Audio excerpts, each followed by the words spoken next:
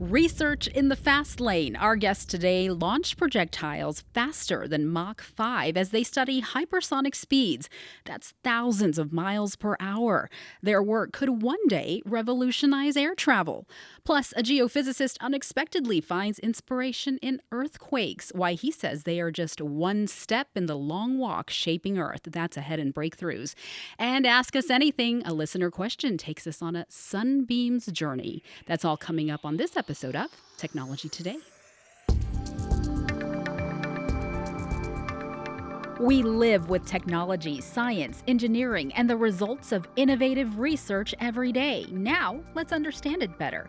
You're listening to the Technology Today podcast presented by Southwest Research Institute. Hello and welcome to Technology Today. I'm Lisa Pena. A breakthrough story that just might shake up your view of nature. And in today's Ask Us Anything, our expert discusses how sunlight reaches Earth.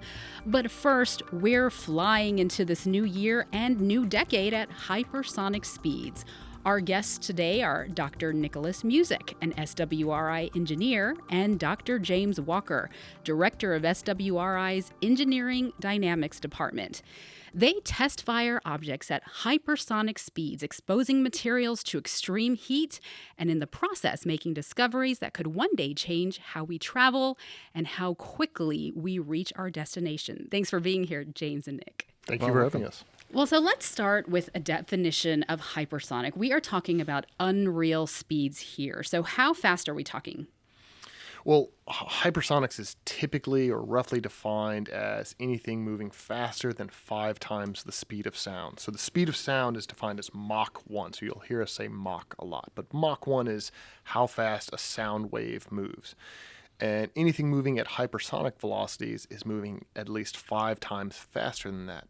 But we're really interested in speeds from Mach 5 all the way up to, let's say, Mach 30.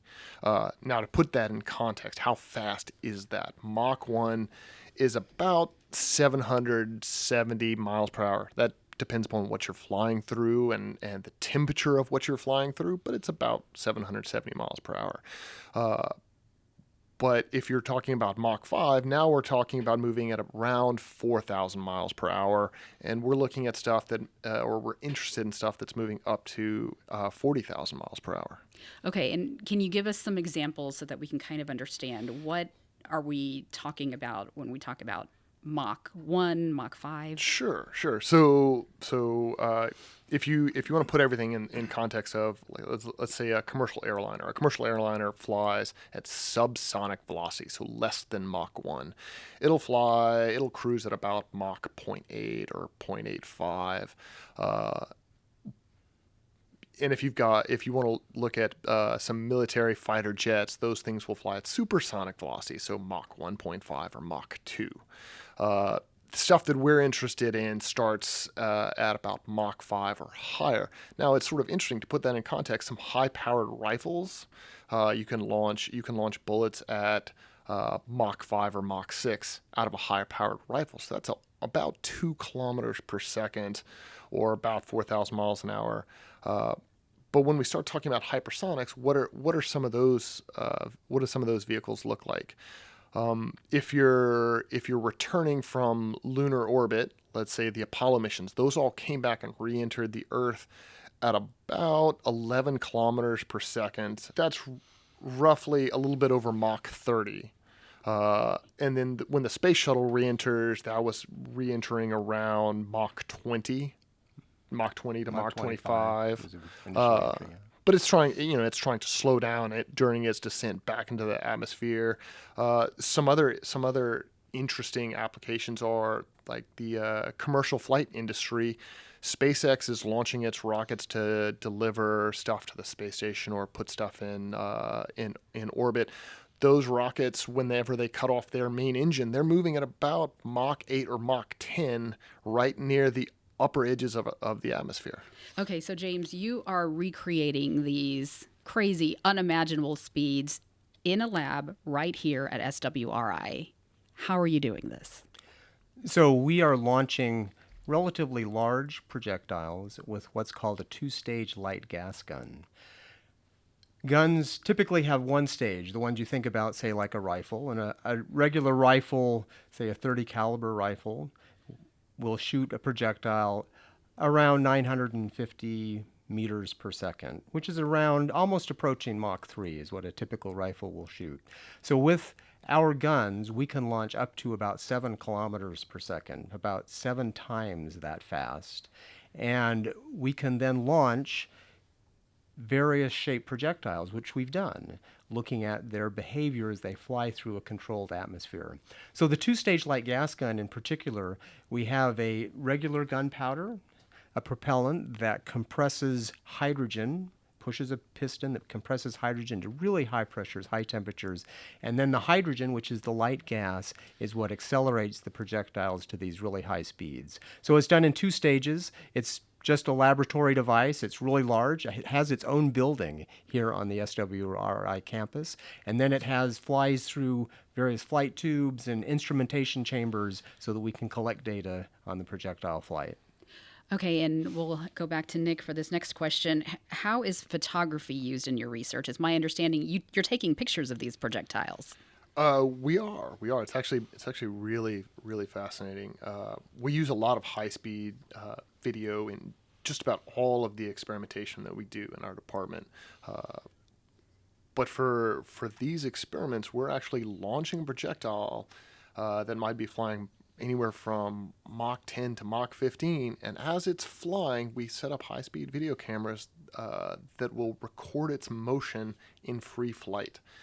And typically what we'll do is we'll record images at 100,000 or 200,000 frames per second, and as this projectile flies by, we might get 4 or 5 pictures of it, and then it's gone. What do those pictures tell you? Well, it sort of depends upon what we're looking at. We set these cameras up in different ways. Sometimes we're taking just raw color images of it. And what that means is it's just like sitting there with your own personal handycam and recording a picture of it as it goes by. But what that tells us is we actually see what it looks like in flight. Because what's truly fascinating about these experiments is we start to chemically break down everything around us while we fly. The vehicle that's flying through the air is chemically decomposing. The air around this vehicle is so superheated that it is chemically decomposing. And then the chemically decomposing vehicle starts to interact with the chemically decomposed air, and everything is reacting with itself. And so it makes this beautiful picture of, you can see material that's been stripped off and ablated off the front edges of this vehicle, just glowing white hot. And so when we take a video of it, we can actually see where this material is and get a sense for where is material coming off, how hot is it, what is it composed of. The other ways that we take video, we actually set up a series of lights and mirrors, and we create shadow graphs or Schlieren images. And what we do is we actually bend the light rays through areas where there are density changes in the gas around the vehicle. So you have something moving really fast, and it has a shock wave around it. And that's the shock wave you hear on the ground whenever something flies by at supersonic velocities. Well, that shock wave actually bends the light. And so we set up mirrors to actually capture where that light is bent, and then we can see where the shock waves are. We can see perturbations in the fluid right around the vehicle to determine whether or not it's turbulent or laminar flow. And all of this is super important to understanding how these vehicles fly, where that flow transition occurs, and how do you design vehicles to account for where these transition occurs.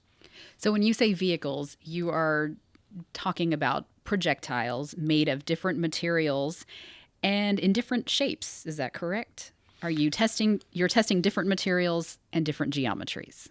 Yes, we make the projectiles out of different shapes, and we've even flown additively manufactured projectiles so we can have more complicated shapes. But the focus really is primarily on the shape, and then also on, as Nick indicated, some of the material behaviors. I mean, there's interesting things that happen here. One is that Nick described the decomposition of the atmosphere. You know, oxygen has 2 atoms in a molecule, as does nitrogen. The fact that they dissociate is a benefit to helping keep temperatures down because energy goes into breaking those bonds. But then you can have reactions, catalytic they're called, where the material of the flight body actually encourages recombination right at the surface, which can add to more heat all of a sudden.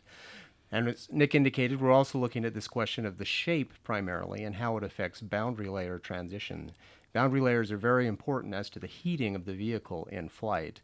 We worked on the accident investigation for the Space Shuttle Columbia, and we did work related to that. And so we were involved in subsequent flights, and they showed gap fillers were coming out, which were between some of the tiles. And in the end, they decided to leave them in. And it's interesting, you can look at scorch marks from having left those tiles in, those gap fillers in, on the tiles, because that led to a local breaking of the boundary layer and local turbulence, which added more heat going into the space shuttle during reentry. So it's this question of boundary layer transition, which is something we're looking to examine in our flight tubes with this launch facility, is an important question as to heating during flight and thus how practical or what kind of thermal protection is required. So what are the fastest speeds you've reached in the lab? So the fastest that we've shot this particular gun is 5.77 kilometers per second, which is on the order of a trying to do a rough translation, about Mach 17 or maybe 13,000 miles per hour. This isn't our fastest gun, but it's our biggest gun that can launch at these kind of speeds. But what temperatures do these objects reach? I know we're talking about fireballs and seeing, explosions inside the gas gun itself. Yeah, well, it's actually interesting. So it's probably worth pointing out, and I don't think we mentioned this earlier, that the biggest part of studying hypersonics, or what really defines hypersonic velocities as opposed to just flying at a supersonic velocity, is the temperatures that you have to deal with and the heat load to whatever is flying through that atmosphere. It becomes the most important thing that you have to concern yourself with. When you fly at supersonic velocities, you have to worry about the aerodynamics, you have to worry about the heating, you worry about several things. But once you go beyond Mach 5, the total amount of heat just dumped into whatever's flying through the atmosphere dwarfs any other concerns. It becomes the primary thing that you have to concern yourself with. So when you're flying through the atmosphere, you create a shock wave out in front of whatever object is flying, and behind that shock wave, you can reach extreme temperatures. So some of the stuff that we've launched in the last year or so, particularly these images right here, which we can. Sure. What are we looking at? Yeah, we can show. So we launched some basically right circular cylinders, right? So it's about 1.5 inch diameter cylinder, and the bow wave out in front of that projectile, right behind that bow wave, the gas is heated to about I want to say it's about 6,700, 6,800 Kelvin, if I remember correctly, and that's hotter than the surface temperature of the sun, which is about 5,000 Kelvin. So this is happening in your lab. This is happening in the lab. So that's the gas temperature behind that shock wave. But now all that gas is now flushing over the object in flight. And so that's melting parts of it, that's ablating parts of it. All of that energy, or a lot of that energy, gets dumped into the object that's flying. Now, our experiment is over after about 1 millisecond of flight. Imagine if you have to sustain these types of speeds for a minute or 10 minutes or an hour. If you have to get across the country or across the ocean, you have to sustain this flight velocity and deal with these temperatures for a longer period of time than just our experiment. So what materials perform best under these outrageous circumstances? Well, that's a great question, because that's sort of where the cutting edge of the research is. There's a ton of work being done to develop material systems that can deal with these heat loads and deal with these temperatures and survive. There's a lot of work being put into composite materials that can withstand these temperatures. A lot of carbon-based materials that don't have a melting temperature. They'll heat to the point where they turn just to gas.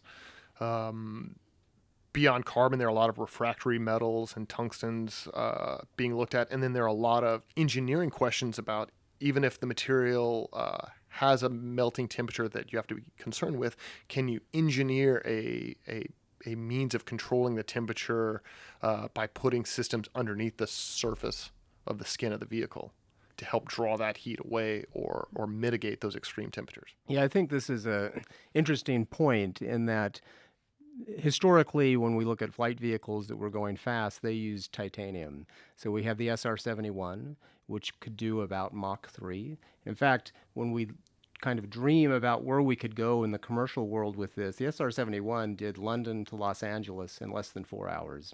And that's Mach 3. And we're talking Mach 5. Yeah.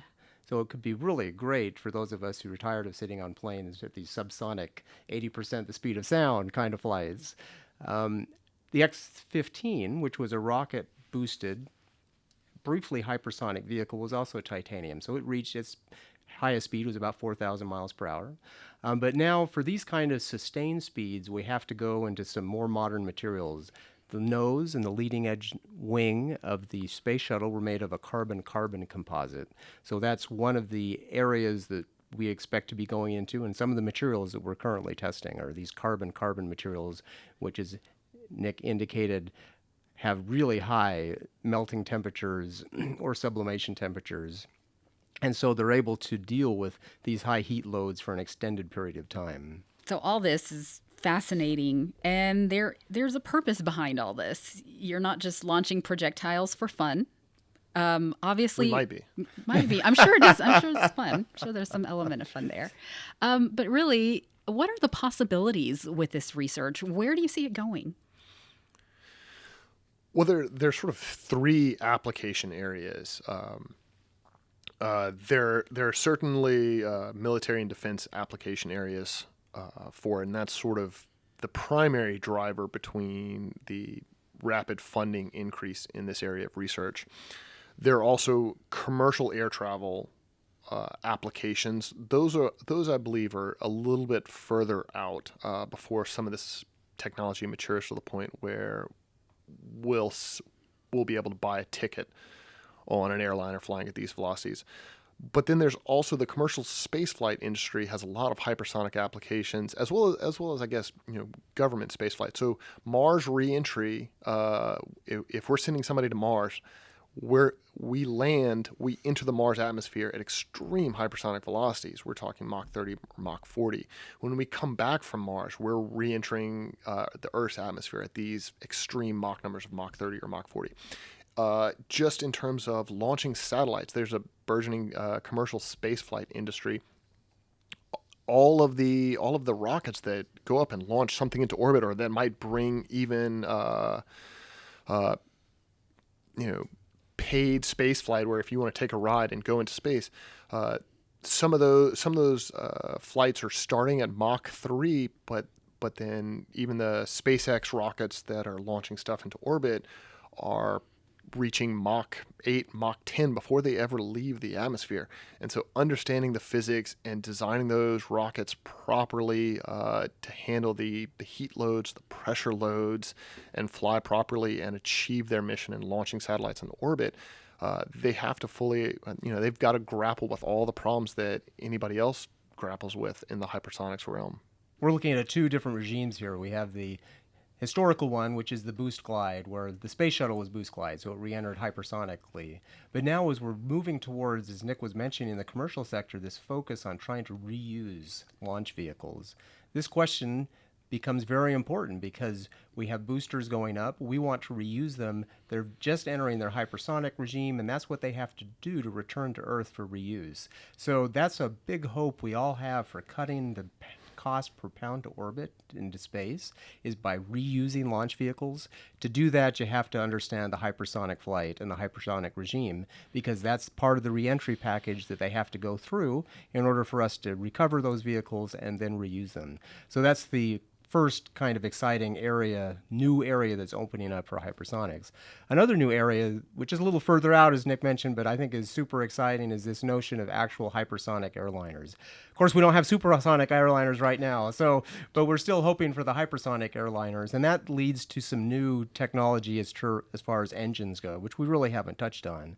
But the U.S. had a program called the National Aerospace Plan, which was in the late 80s, early 90s, a lot of research on can we actually do a single stage to orbit. That was out of reach, but a number of technologies were developed, but just need further development to try to have these kind of flight bodies. It's typically called a scramjet, supersonic burning aircraft engine, jet engine. And we need to have more breakthroughs in this area in order to have that hypersonic commercial airliner. But right now, we also need the supersonic ones. And, NASA has a number of programs with a number of the airlines for maybe some small private supersonic business type jets. But there's also this hope of getting the hypersonic ones where you really can do overseas travel in just a couple hours. That would be amazing.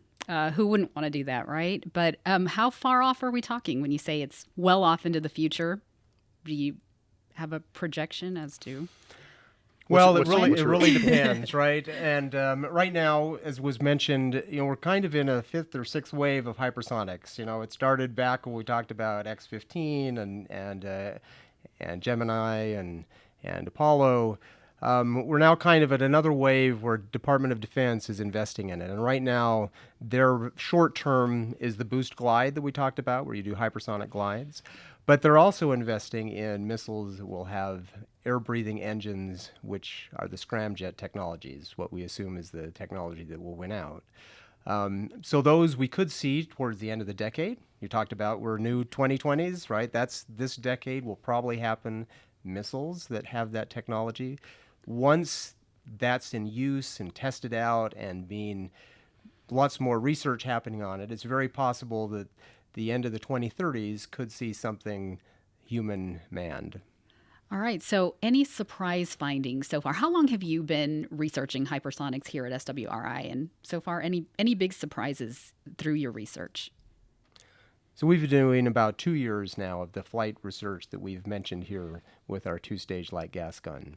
And I think what's been the most interesting to me, and Nick can comment, is some of the pictures where without any lighting, we actually see the glow of these high-temperature air molecules after during the passage and after the passage of the flight body, where we can see some of the color that's being given off. And we also see, of course, the mixing of the air, the turbulent mixing in the wakes. So that's actually pretty interesting and exciting to be able to see that directly. So I wanted to ask both of you, what do you enjoy about hypersonics research?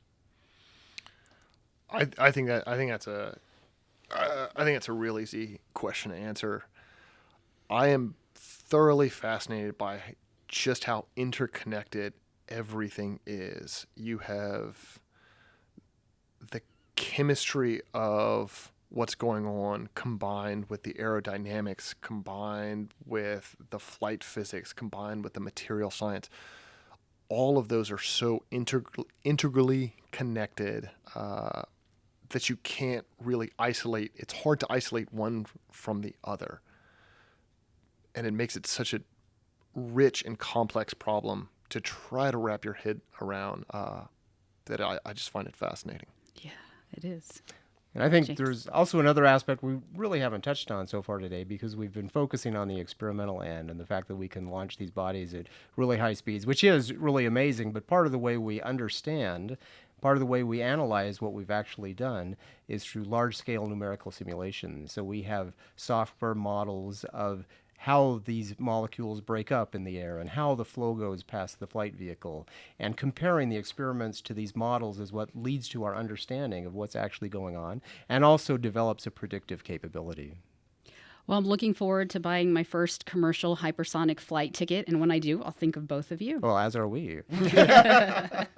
Okay, well, it's truly fascinating work. Thank you both for sharing your insight with us today, Nick and James. It's been great having you. Thank you for having us. Thank you. And now, breakthroughs, personal stories of discovery told by the people who live them. Today, a guest featured in episode 11 returns to share why earthquakes are awe-inspiring and how they give us a glimpse into the power of nature. So my name is John Stamatikos. I'm an Institute scientist now. I've been at the Institute for 25 years, trained classically in geology and geophysics, although I've been working as a seismologist most of my career here at the Institute.